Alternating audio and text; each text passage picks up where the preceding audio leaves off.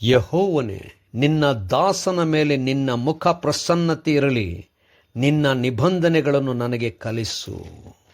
ಶುಕ್ರವಾರ 29 ಮೇ 2026 ಇಸ್ವಿ. ಈ ದಿನದ ವಾಕ್ಯ ಧ್ಯಾನಕ್ಕಾಗಿ ನಾನು ಆರಿಸಿಕೊಂಡಂಥ ವೇದ ಭಾಗವು ಸಮುವೇಲನು ದ್ವಿತೀಯ ಭಾಗ 22ನೇ ಅಧ್ಯಾಯದ 29ನೇ ವಚನ.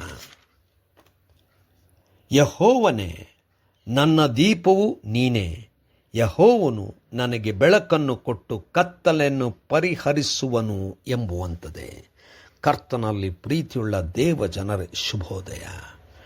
ದೇವರು ತಾನೇ ಬೆಳಕಾಗಿದ್ದು ನಮ್ಮ ಕತ್ತಲೆಯನ್ನು ತೆಗೆದುಹಾಕಿ ಬೆಳಕನ್ನು ಕೊಡುವಂಥವನಾಗಿದ್ದಾನೆ. ದೇವರ ನಾಮಕ್ಕೆ ಸ್ತೋತ್ರ ಉಂಟಾಗಲಿ. ಕರ್ತನಲ್ಲಿ ಪ್ರೇರೆ ಈ ವಾಕ್ಯ ಧ್ಯಾನ ಮಾಡೋಣ. ಈ ದಿನದ ವಾಕ್ಯ ಧ್ಯಾನದ ಶೀರ್ಷಿಕೆ, ದೇವರು ನಮ್ಮ ಕತ್ತಲೆ ಬಾಳನ್ನು ಬದಲಾಯಿಸಿ ಬೆಳಗಿಸುವನು. ಕರ್ತನ ನಾಮಕ್ಕೆ ಸ್ತೋತ್ರವಾಗಲಿ.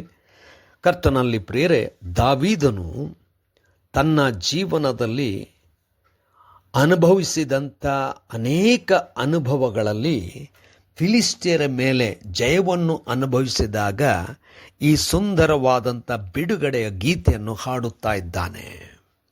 ದಾವೀದನು ಈ ಒಂದು ಮಾತಿನಲ್ಲಿ ಹೇಳುವಂಥ ವಿಚಾರ ಏನೆಂದರೆ, ಕತ್ತಲೆಯಾದಂಥ ನನ್ನ ಬಾಳನ್ನು ದೇವರು ಬೆಳಗಿಸಿದನು ಎಂಬುದಾಗಿ, ಕತ್ತಲೆಯನ್ನು ಓಡಿಸಿ ಬೆಳಕನ್ನು ತಂದನೆಂಬುದಾಗಿ ಹೇಳುವಂಥವನಾಗಿದ್ದಾನೆ. ದಾವೀದನ ಜೀವನದ ಅನುಭವ ನಾವು ನೋಡುವುದಾದರೆ, ಕುರುಬನಾಗಿದ್ದಂಥ ಸಂದರ್ಭದಲ್ಲಿ ದೇವರು ಸಮುವೇಲನ ಮೂಲಕವಾಗಿ ಅರಸನನ್ನಾಗಿ ಅಭಿಷೇಕಿಸಿದನು. ಆದರೆ ಗೊಲಿಯಾತನನ್ನು ಎದುರಿಸಬೇಕಾಯಿತು. ಅದಾದ ನಂತರ ಸೌಲನು ಹೊಟ್ಟೆ ಕಿಚ್ಚಿನಿಂದ ದಾವೀದನನ್ನು ಕೊಲ್ಲಬೇಕೆಂಬುದಾಗಿ ಬಹಳಷ್ಟು ಪ್ರಯತ್ನಪಟ್ಟನು. ಇದಾದ ಮೇಲೆ ದಾವೀದನು ಹೋರಾಟದ ನಂತರ ಅರಸನಾದನು. ಅದು 2 ಕುಲದವರಿಗೆ ಮಾತ್ರ.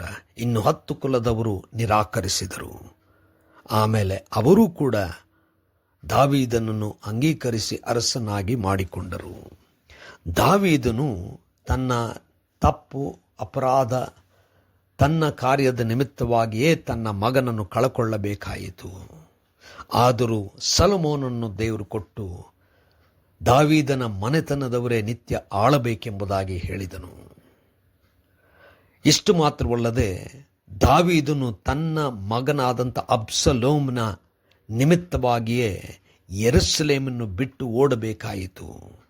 ಇಷ್ಟೆಲ್ಲ ಕತ್ತಲೆಯ ಅನುಭವಗಳನ್ನು ಅನುಭವಿಸಿದಂಥ ದಾವೀದನು ಹೇಳುವಂಥ ಮಾತೇನೆಂದರೆ, ಈ ಎಲ್ಲ ಕತ್ತಲೆಯ ಸಂದರ್ಭಗಳಲ್ಲಿ ದೇವರೇ ನನಗೆ ಬೆಳಕಾಗಿದ್ದು ಕತ್ತಲೆಯನ್ನು ಓಡಿಸಿ ಬೆಳಕನ್ನು ನನ್ನ ಜೀವಕ್ಕೆ ತಂದಿದ್ದಾನೆ ಎಂಬುದಾಗಿ. ಕರ್ತನಲ್ಲಿ ಪ್ರಿಯರೇ, ನಮ್ಮ ಜೀವಿತ ಕಾಲದಲ್ಲಿ ಹಲವಾರು ಸವಾಲುಗಳು, ಹಲವಾರು ಹೋರಾಟಗಳು, ಕತ್ತಲೆಯ ಪರಿಸ್ಥಿತಿಗಳು ನಾವು ಅನುಭವಿಸಿದ್ದೇವೆ.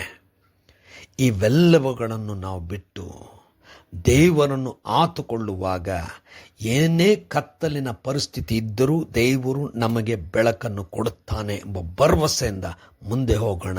ದೇವರೇ ನಮ್ಮ ಬೆಳಕು, ದೇವರೇ ನಮ್ಮ ಕತ್ತಲೆಯನ್ನು ಓಡಿಸಿ ಬೆಳಕನ್ನು ಕೊಡುತ್ತಾನೆ.